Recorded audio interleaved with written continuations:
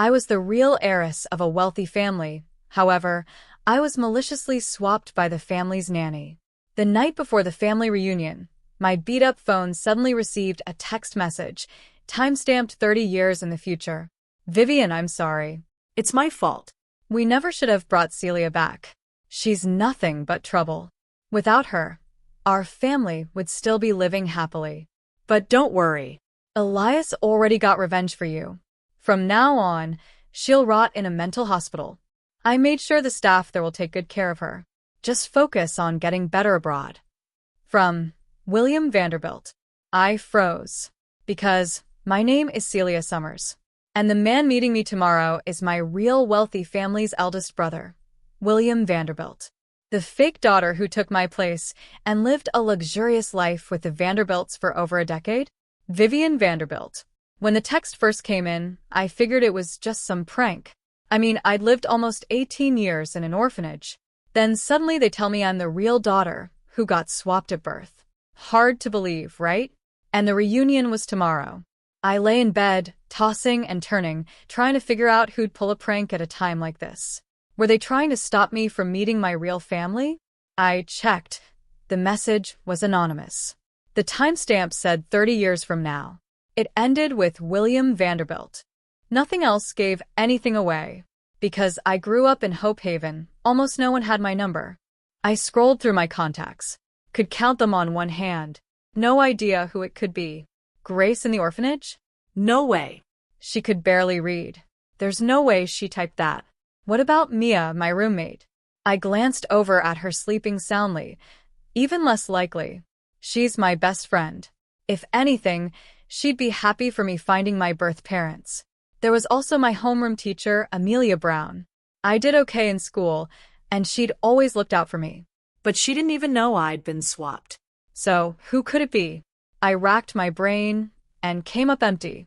Then the phone on my nightstand lit up again. It was my eldest brother, the one meeting me tomorrow at the cafe. Tomorrow at 6 p.m. The cafe by your school. Don't be late. I hate waiting. I stared at the message, moved my thumb, and slowly typed back one word, frowny face, okay. Hit send. Sent. I lingered on that message for a second. Then, for some reason, I opened the other one again. I read it word by word. And when I got to mental hospital, a jolt of electricity shot through me. I curled up in pain. When it passed, pale as a ghost, I opened the search bar and typed in Vanderbilt Group. Scrolling through the sea of news articles, I clicked on a recent gossip magazine. The names I saw made my heart stop. William Vanderbilt, VP of Vanderbilt Group, famous racer Lucas Vanderbilt, and Elias Astor, the heir of the Astor family, together celebrating goddess Vivian's 18th birthday. It was a fresh article. There was a photo too. 3 young, exceptional men, all gazing with adoring affection at a girl who'd clearly been pampered her whole life. I didn't look at her. My eyes went to the guy beside her in racing gear, his fiery red hair impossible to miss. Lucas Vanderbilt. We looked so alike. They said he was my twin.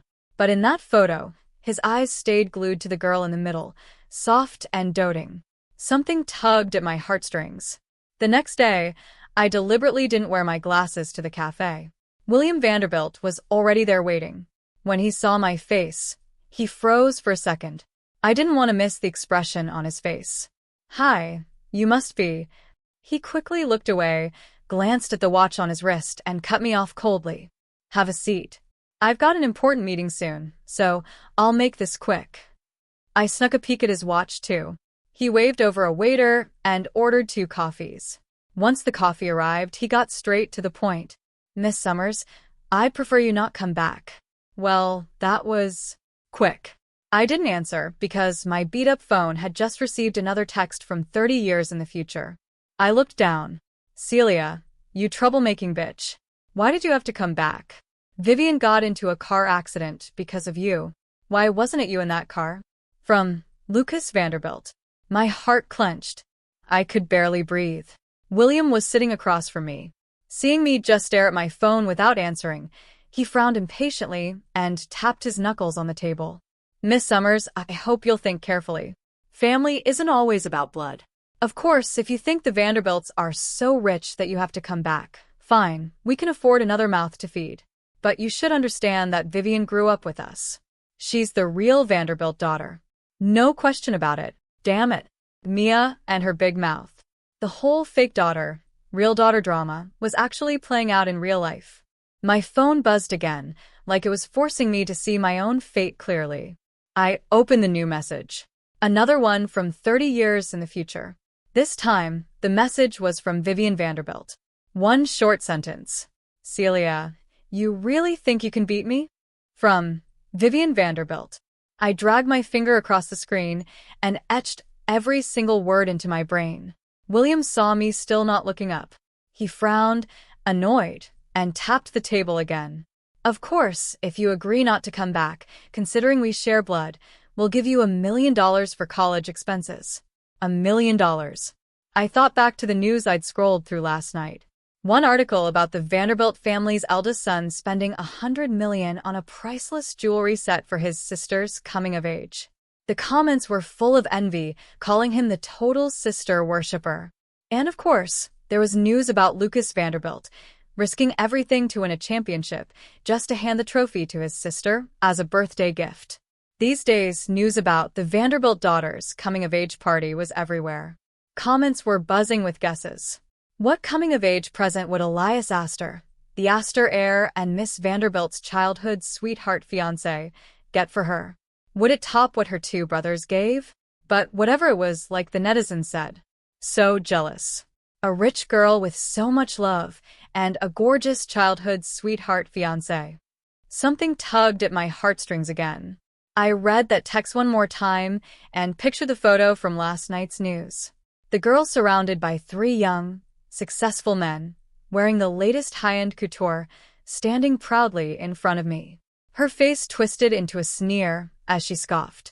Celia, you really think you can beat me? Sure sounds like Miss Summers. William tapped the table again, impatient, waiting for my answer. I ran my finger over the cracked screen, kept my eyes down on the coffee in front of me, and asked in a slightly hoarse voice, "Is this your decision alone? Or your whole family's?" William stared at the top of my head and frowned. His voice went cold. Miss Summers, blood really doesn't mean that much. Compared to growing up together, it's nothing. And yes, this is everyone's decision. No point making everyone uncomfortable. Better to keep things the way they are. What do you think? A bitter smile tugged at my lips. I looked up suddenly and met his eyes. I think that's just fine. His gaze locked onto mine. His pupils shrank slightly. He looked away, a little uneasy. So, you agree? He tugged at his expensive suit jacket. Yeah. Hearing that, his expression relaxed. He went back to being that cold, refined rich heir. I'll have the $1 million transferred to your account soon. And I hope you'll stick to our agreement. His eyes sharpened as he stared at me, his tone carrying a warning. I don't want to see you anywhere I shouldn't, Miss Summers. Understood? Understood. My face stayed blank. William stared at me for a moment, then stood up to leave. But I suddenly called out to him. Wait. He turned around with a frown, probably thinking I was about to back out. Instead, I smiled and held up my cracked screen phone. Don't do it another day. Do it now. And make sure you put voluntary gift in the notes. And also, I let out an awkward little laugh. I've got a pretty bad memory. You mind if I record our conversation? I waved my phone again. Meeting his unhappy stare, I couldn't help but let out another awkward chuckle and said softly, you know, just in case. William's expression stayed cold, but he still postponed his meeting and transferred the $1 million right there. I counted the zeros in my payment app, stared at the note that said, voluntary gift, and glanced at the time. Then I gave him one more awkward laugh. Well, if that's everything, I'll head back to class. I rushed back to school. Senior year was brutal. I hadn't even checked the mistakes on my monthly exam papers yet. Back at my desk, I tossed my phone into the drawer without a second thought and pulled out the test to review. The questions were tough, but I'd still managed a decent score. It's just the last math problem. I kept thinking there had to be a simpler way to solve it. I was still mulling over that simpler solution when self-study ended. I packed up my stuff, ready to head back and grind through a few more practice tests. When my hand touched the phone, I took it out anyway. Opened the last message. It had come in right when William said, "No point making everyone uncomfortable. Better to keep things the way they are." Still time-stamped 30 years from now. This time, the sender was Elias Astor. "Celia, you're insane. You think using dirty tricks to become Mrs. Astor changes anything? Let me make this clear. The only woman I've ever loved is Vivian." From Elias Astor. My eyes stuck on the word insane. Then I couldn't help opening the very first message again. "Elias already got revenge for you. From now on, she'll rot in a mental hospital. I made sure the staff there will treat her harshly." From William Vanderbilt. Staring at that text, my face went pale. And suddenly, the scene in front of me shifted. I found myself tied to a chair, confused, electrodes stuck all over my body. I opened my mouth to scream, but from the doorway came William's icy voice. "My sister lies all the time and suffers from delusions. Thomas, please treat her." "No problem, Mr. Vanderbilt." A massive electric current shot through my limbs. I curled up in pain, red-eyed, and snarled at William in the doorway. "Why?" All I got back was his gaze like I was trash, and another surge of electricity, stronger this time. In the end, I lay crumpled on the floor. Lost control of my bladder and bowels. William's face twisted with disgust. He looked down at me from above and whispered like a demon. "Celia, why did you have to come back?" "Celia? You spacing out?" Mia had come over at some point. She waved a hand in front of my face. I snapped back immediately. The scene returned to the classroom. I slumped in my chair like a dying fish, staring blankly at her. Was that a nightmare? Mia waved again, worried. "What's wrong? You look so pale. You've been off ever since you came back." I forced a smile. "Nothing. Let's just go." But that night, I spiked a high fever. When I woke up, I was in a hospital with N4 in my hand. I was dazed for a long time. The sharp smell of disinfectant hit me, and I started gagging. My homeroom teacher, Amelia Brown, walked in with a thermos. Seeing me bent over the bed vomiting, she got so scared, she started yelling for a doctor. I blacked out again. In the haze, I heard something like, "Too much stress." In my dream, I gave a bitter smile. Probably true. I mean, I'd been having nightmares back to back. The next time I woke up, a sweet, high-pitched voice in the hallway jolted me fully awake. "Oh, come on, I told you it's nothing. Just a little scratch." "Elias, promise you won't tell my brothers." "Fine, fine, you little princess. If you don't want them to know, next time you go racing, make sure you take me." Humph. I was trying to surprise Lucas too. Next race, I'm making him my navigator. All right. I can't say no to you. I watched two figures flash past the doorway. Amelia shoved a thermos into my hands. "Here, try my husband's cooking." I lowered my head and took small sips. The soup was amazing. So rich it almost made me cry. I ended up downing the whole thing in one go, then choked on it. Coughing, I managed to say, "The soup's so good. Thanks so much." "Please tell Mr. Johnson I said thank you." "What's the rush, girl?" She chided me while patting my back. Then she started lecturing. "Don't push yourself like that again when you get back, Celia. Your health is the real foundation for everything. I want you to get into Harvard, but you need balance too, you know?" Yeah. The price I paid for staying up all night grinding practice tests? I lost 3 full days. 3 days. Do you know how many practice tests I could have finished in 3 days? I ached over all that lost time. The moment I got back, I hit the ground running, determined to make up for every lost hour. While I was buried in my books, Mia, who'd grown up in Hope Haven with me, kept looking at me like she wanted to say something but couldn't. I finally cracked the last insanely difficult math problem 3 different ways. Feeling pretty good, I finally had time for her. I fake-swiped my sleeve, leaned back in my chair, and pretended to be a queen. "Speak, my loyal subject, or leave the court." When she still didn't open her mouth, I added, Do you have a problem you can't solve, my subject? Your Majesty has some free time now. I can take a look. She finally spoke. Her eyes were full of worry. Celia, are you really okay? I heard about the family thing. Oh. That's what this was about. The orphanage had already been told that the Vanderbilts said there'd been a mistake in the DNA test, and that was the end of it. But a few people knew the truth. They just didn't want me. Just like William had said that day, sometimes blood can't compete with years of growing up together. Going back would just be humiliating. And for the past 2 days, news of the Vanderbilt daughters' coming-of-age party was everywhere. Mia was one of the few who knew the real story. I didn't want to hide anything from her, so I played the recording of my conversation with William. I didn't tell her about the texts. They were too weird. Or the nightmares. Like, I'd actually lived that life before. Mia was furious after hearing it all, but I felt nothing. I said flatly, "It's fine." Just like in those fake heiress novels you read. Going back would mean endless competition for attention. Parents, brothers, fiancés. Marriage freedom's been in the Constitution for a long time. I couldn't help muttering. Besides, my dream is to become a powerful woman like Queen Victoria. This little stuff? Don't mess with my focus. Mia didn't try to comfort me.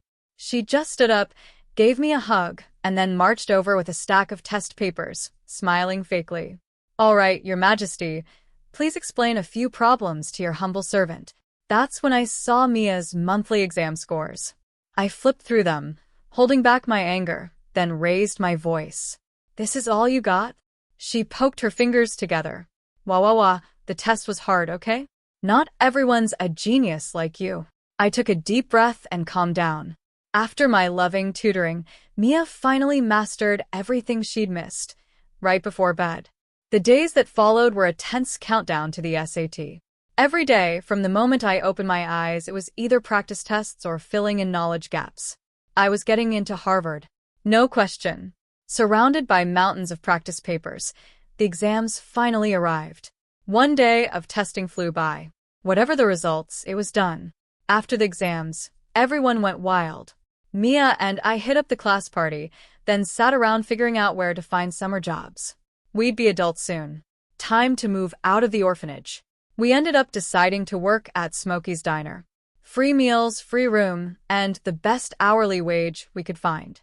Every day, Mia and I hustled through the noisy, steaming restaurant, waiting for our scores to come out, grinning like idiots as the aunties shoved food at us.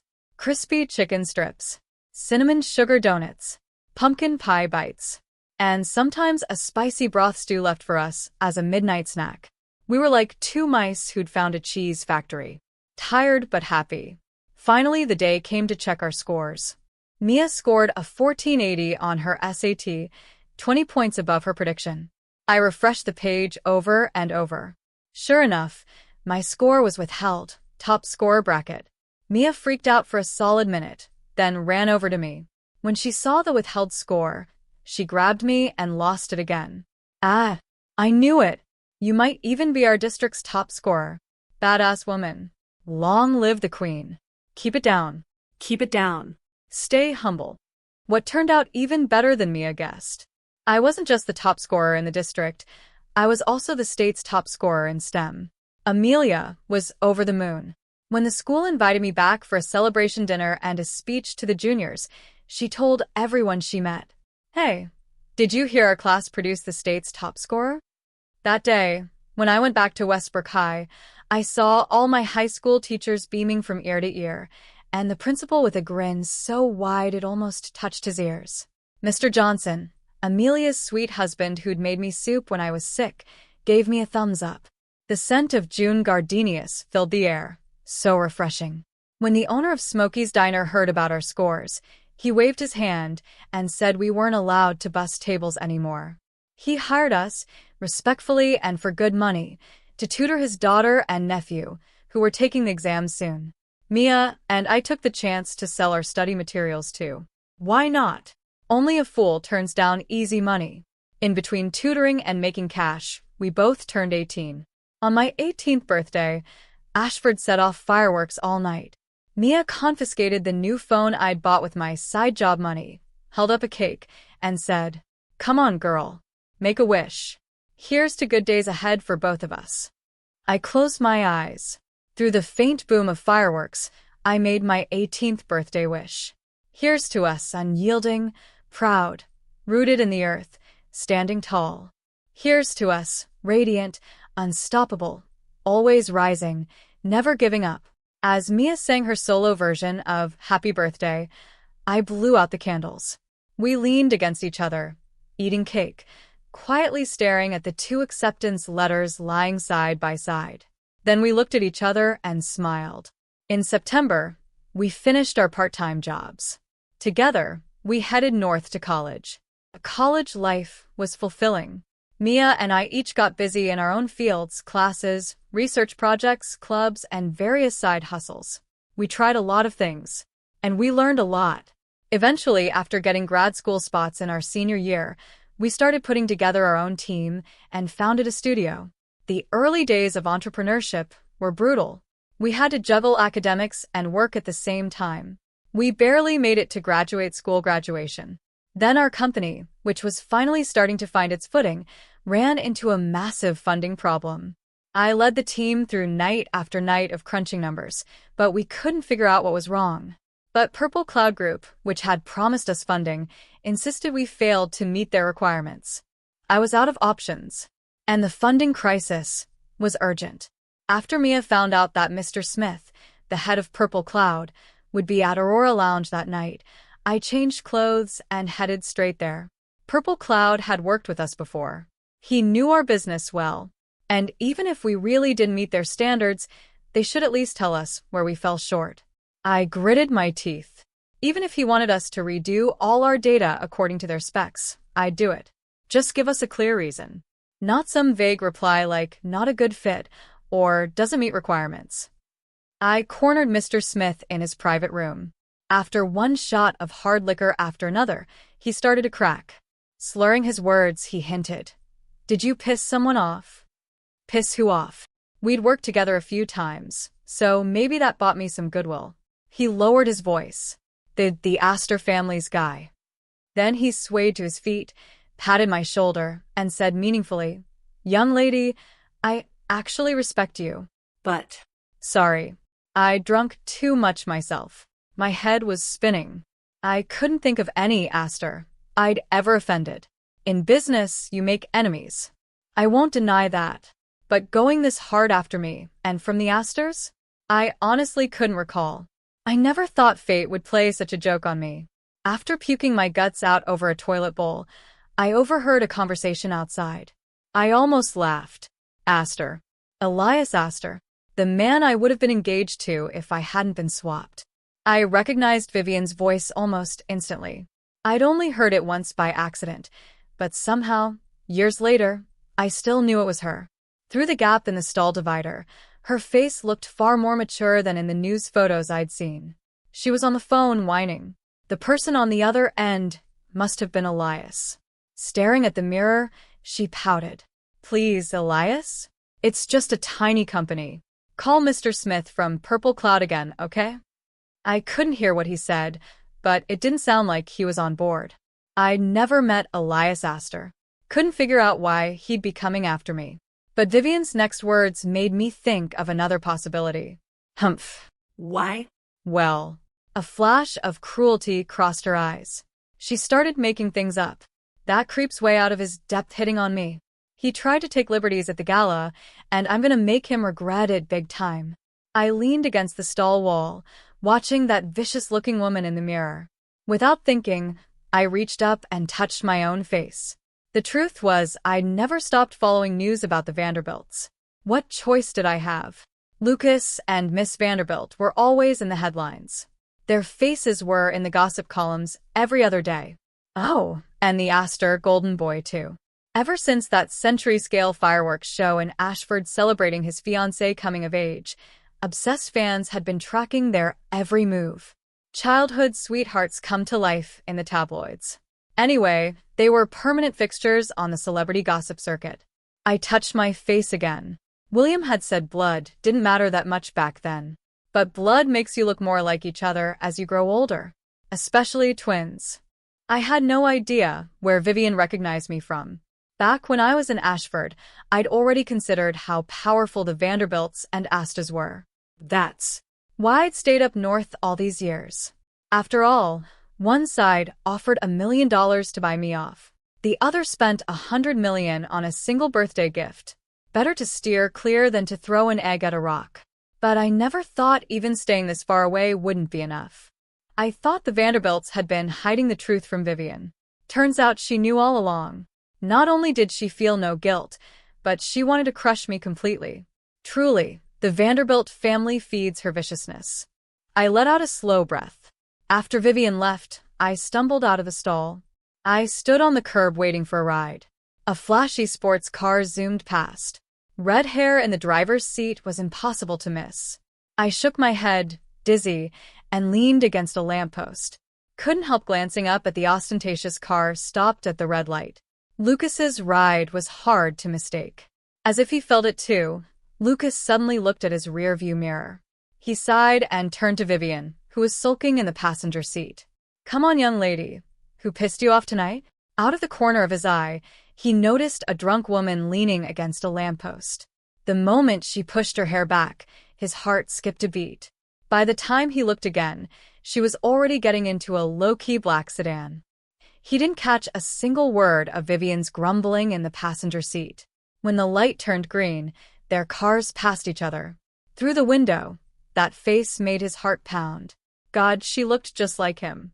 He glanced at his own face in the mirror. Vivian suddenly snapped.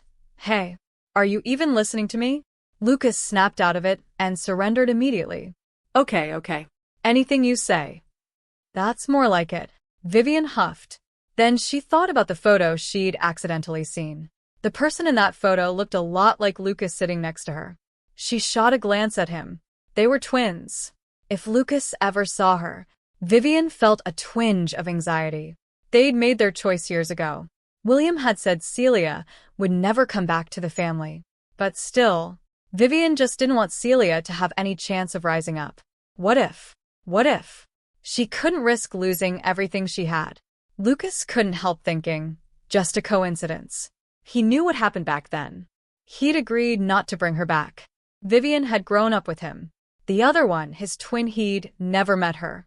Who knew what kind of person she'd become after all these years?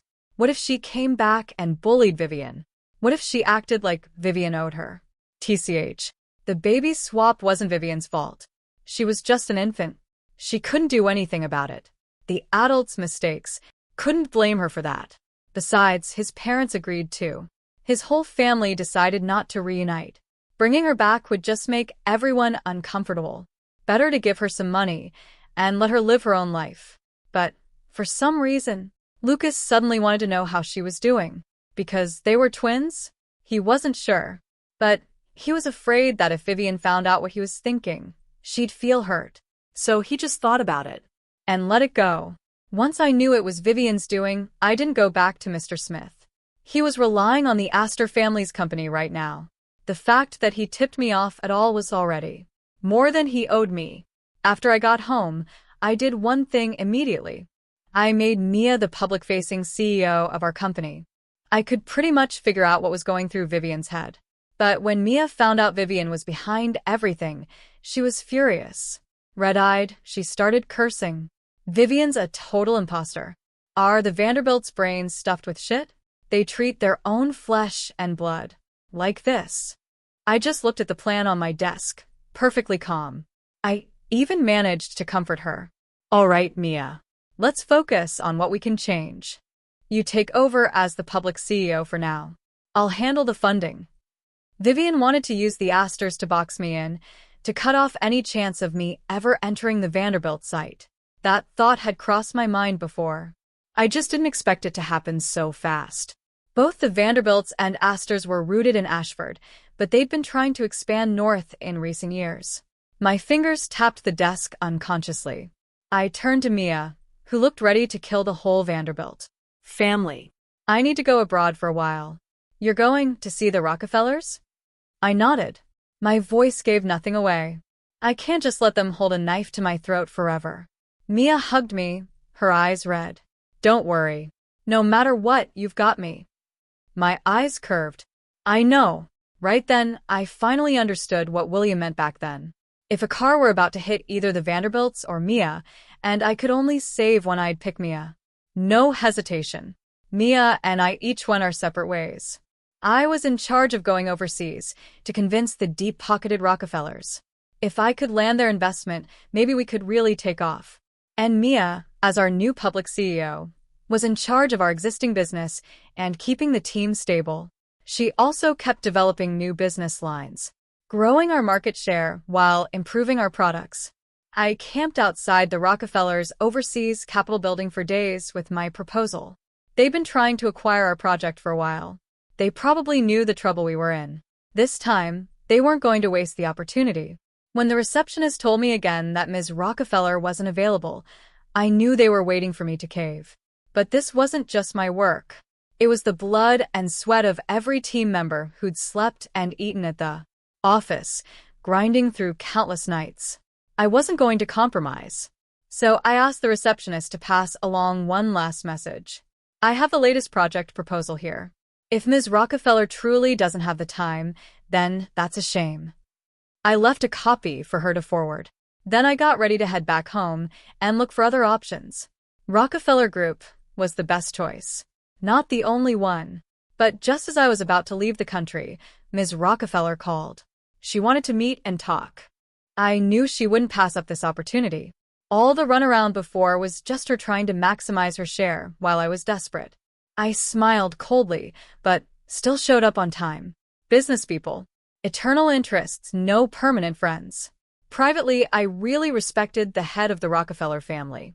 Lost her mom young, fought her way through her father's illegitimate kids to raise her little brother, and even quietly pushed her own father out of power.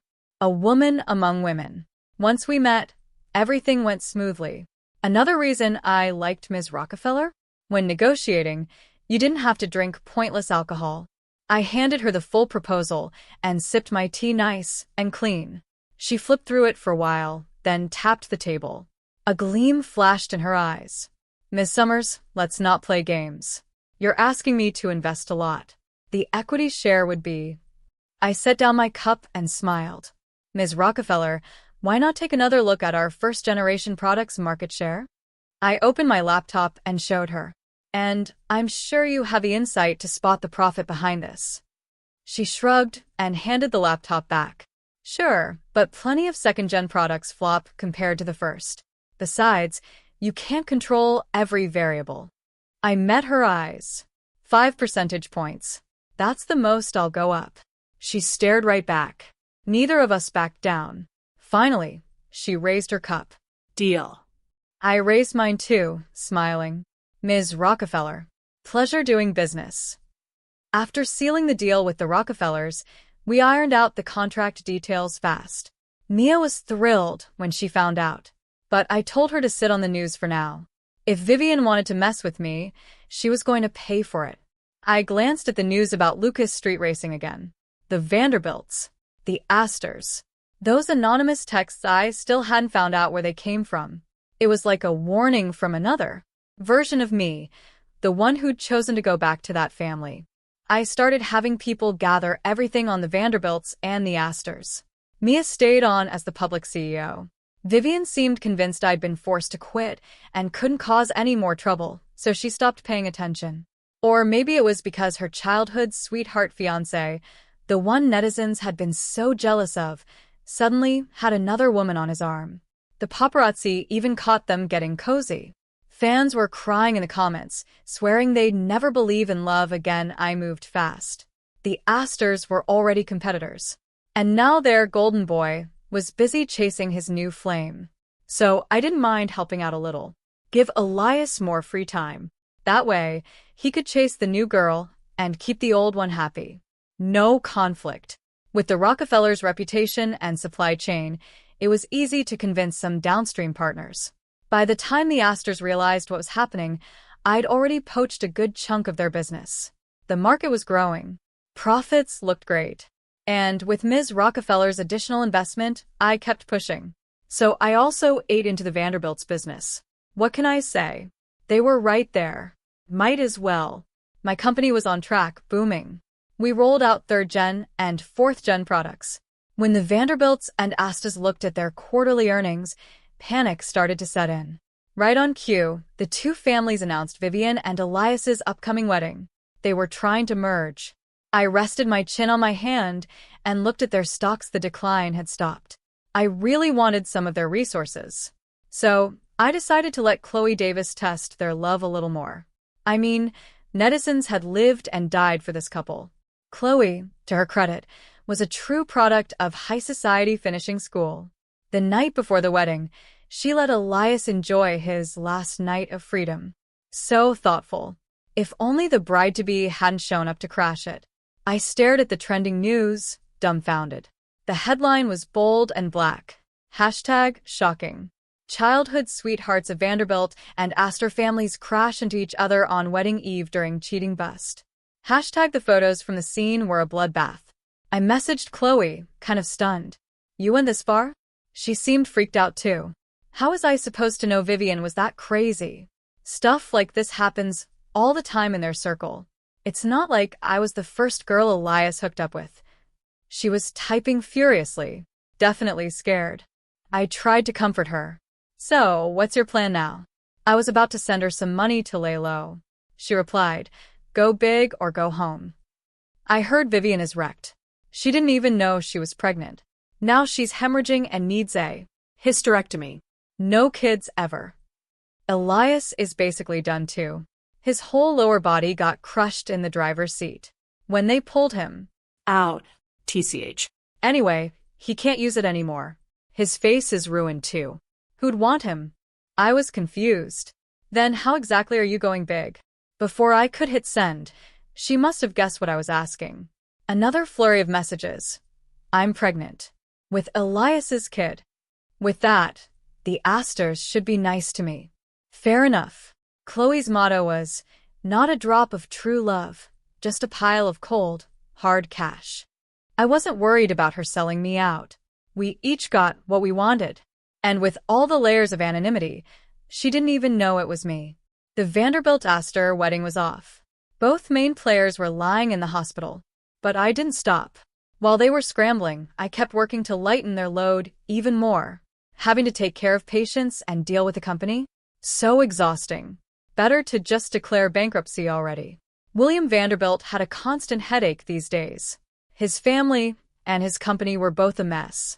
When Vivian woke up and realized she'd lost the baby and her uterus, she lost it. She wanted to go after Elias and that woman. Mia probably did it to get back at them. For me, she secretly hired someone to film the whole thing. In the video, Vivian looked insane. Red-eyed, she lunged at Chloe. Chloe, in a white dress, cradled her belly and hid behind Elias's parents. Elias lay in his hospital bed, looking like death. His face was wrapped up like a mummy. Without the name card by his bedside, who would have known it was him? The camera swung around, and I saw William again. Years had passed. His old, arrogant, cold expression was gone, replaced by pure exhaustion. And two people I'd never seen before, James and Elizabeth Vanderbilt. James spoke with cold authority. How much longer are you going to keep this up? Elizabeth's well-preserved face showed both heartache and concern. She pulled Vivian, whose face was streaked with tears, close to her. Vivian, come back to your room first. You're not well. William will handle this. I lowered my eyes and thought about that nightmare. In the dream, a wealthy woman whose face I couldn't see said to me, annoyed, why do you always have to compete with Vivian? Now, those two figures overlapped. So that's what she looked like. The Astors were about to fall. The Vanderbilts were hanging by a thread. Chloe smelled the danger and didn't hesitate. She took the money and ran. Vivian had probably never been humiliated like this before. And with Lucas spoiling her, the two of them got in a car and sped off to chase down Chloe. And then, another crash. What were they thinking? Using the highway as a racetrack? The final report said they were at fault. So now one of them was paralyzed from the neck down. The other lost a leg. The Vanderbilt's bank account, already running on empty, got even emptier. James and Elizabeth looked like they'd aged decades overnight. Staring at their son in the hospital bed, unable to believe he was disabled, they finally snapped and screamed. At Vivian. Curse. Vivian shrieked hysterically. But there was nothing she could do. She couldn't even control her own bladder or bowels. William, who'd already been running on fumes between the company and everything else, suddenly looked 10 years older. He looked at Vivian. And then he remembered that face. He opened his mouth. Nothing came out. Silently, he used the last of his money to pay the hospital bills. That night, William dressed carefully. He had to meet the person behind Blossom Tech today. He'd barely managed to get Miss King to agree to an introduction. He had to convince Miss Summers behind Blossom Tech no matter what. William steeled himself quietly. But when he saw that face, he knew. The Vanderbilts were finished. The moment Celia Summers turned around, William's face went ghost white. He couldn't hear a word Sister Jean was saying. All he could see was Celia's eyes, half smiling, half mocking. He trembled. "See, Celia, Blossom Tech is you." William's face was pale. Then he remembered Vivian had once asked him and Elias to crush Blossom Tech, back when nobody even wanted to work with them. She'd recognized Celia a long time ago, so that meant William didn't want to think about it. His sister, who he'd always thought was just a little spoiled from being too loved. In the end, William ran. He went home and locked himself in his room. The company had no one at the helm. Panic spread. When James Vanderbilt found him, he was livid. "So, what if you didn't close the deal? Don't hide like a coward. What did I teach you growing up? Get yourself together and get to the office. I'll try talking to Blossom Tech myself." William smiled bitterly. "It's no use. The Vanderbilts are done." James stomped his cane. "What do you mean the Vanderbilts are done? Over something this small? Useless. What's their CEO going to do? Eat us alive." William looked at them hollowly. Because they'd run out of money, Elizabeth had no choice but to bring Lucas and Vivian home from the hospital. Both of them were in wheelchairs. Vivian's face was twisted with rage. Lucas's was drained of all life. William's lips curled. His empty gaze landed on each of their faces. Quietly, he said, "She won't eat you, but she's Celia." Celia? The other three didn't react at first. But William didn't miss the flash of panic in Vivian's eyes when she heard the name. He looked at her and laughed. "Yeah, Celia, my real sister."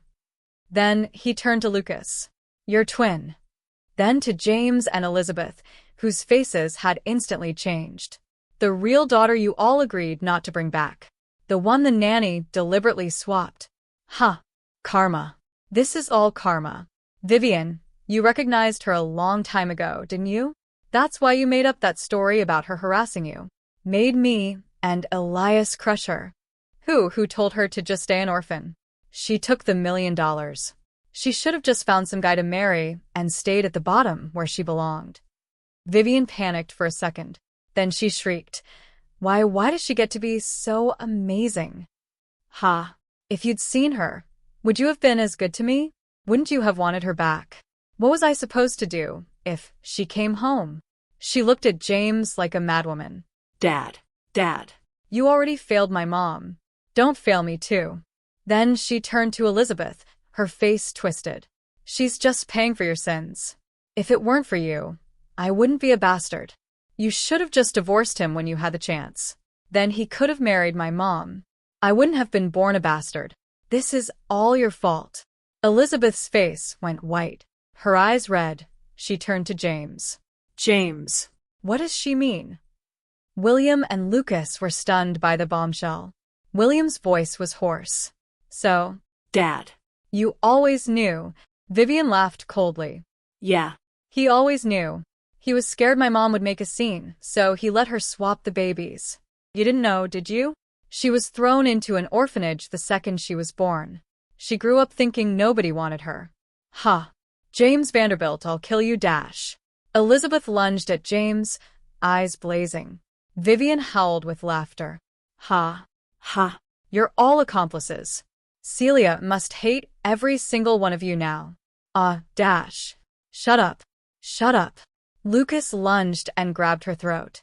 He thought back to that accidental glimpse. It was her, wasn't it? That drunk girl leaning alone against the lamppost. Lucas's eyes were bloodshot. If he'd looked into it back then, he shuddered. No. Celia would never forgive them. They'd abandoned her before she even turned 18. William pried his hand off. Lucas's face was ashen. William, He stared blankly at his parents, lying on the ground. Only one thought remained in his head. It's over. Everything's over. William didn't even know how to describe his family anymore. The Astors had fallen. The Vanderbilts had declared bankruptcy too. He scraped together whatever little money he had left with his last breath, bought a rundown house, and moved the whole family in. James was paralyzed. Elizabeth had turned into a complete lunatic. Her daily entertainment was torturing James. When she wasn't doing that, she was wandering around looking for her daughter. Lucas had a limp now. He was numb, vacant. Spent his days staring into space. Vivian couldn't move anything below her neck. All she could do was lie by the window and curse at people. He didn't want to deal with her. But she was a Vanderbilt. One day, a little over $1 million suddenly appeared in his account. The note read, "Voluntary gift." William stood on the rooftop, staring at the giant screen on the building across the street. Celia's interview was playing. "Miss Summers, what about your family? I grew up an orphan. My deepest thanks go to the Annie at the orphanage and my teachers and classmates." The last breath inside him scattered. So the moral of the story is, if a rich family offers you $1 million to disappear, take the money, keep the receipt, get it labeled voluntary gift, and go build a billion-dollar company instead. Why the villains were busy playing Who Gets Daddy's Inheritance and driving like they were auditioning for Fast and Furious Bankruptcy Edition, Celia was busy studying, getting into Harvard, building a tech empire, and collecting successful people like Pokemon. Meanwhile, the Vanderbilt family spent years protecting the wrong daughter, sabotaging the right one, and somehow managed to speedrun every bad decision available in the human skill tree. Remember, folks, revenge isn't screaming, fighting, or throwing wine at your enemies. Revenge is sending them an invitation to your Forbes interview while they're arguing over who forgot to pay the electricity bill. And most importantly, never underestimate the quiet orphan girl doing math homework in the corner. Today she's solving algebra. Tomorrow she's solving your company's market share. Subscribe for more life lessons from people who turn trauma into stock options.